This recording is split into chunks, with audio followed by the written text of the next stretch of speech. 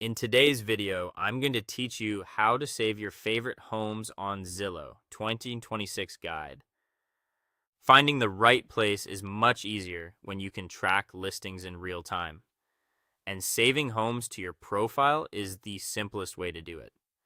You'll be able to watch for price drops, see when a place goes under contract, and quickly share options with the people helping you decide.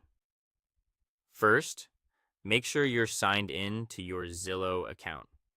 Being logged in is what keeps your favorites synced between your phone and your computer, so you'll see the same saved homes no matter where you browse. Once you're in, head to the search bar and enter a city, neighborhood, or zip code. Then refine your results so you're only looking at places that fit.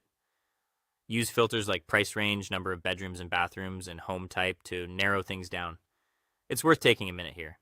Tighter filters mean a cleaner list and fewer distractions later. When you spot something interesting, there are two easy ways to save it.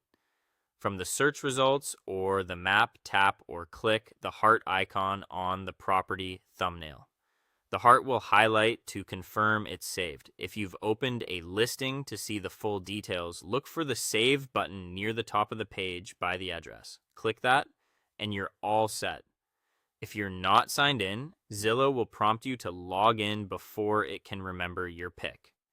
Next, keep everything tidy by organizing your saved homes. Open your profile or the Heart tab to get to saved homes. Here, you can create folders to group properties however you like, maybe dream homes or fixer-uppers or rental options. Clear names make it easy to compare shortlists later. If a place no longer makes sense, just tap the heart again to unsave it. That removes it from your list without any fuss.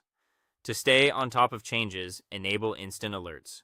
Once a home is saved, Zillow will automatically let you know if the price drops, and you'll see status updates like for sale, pending, or sold as they happen.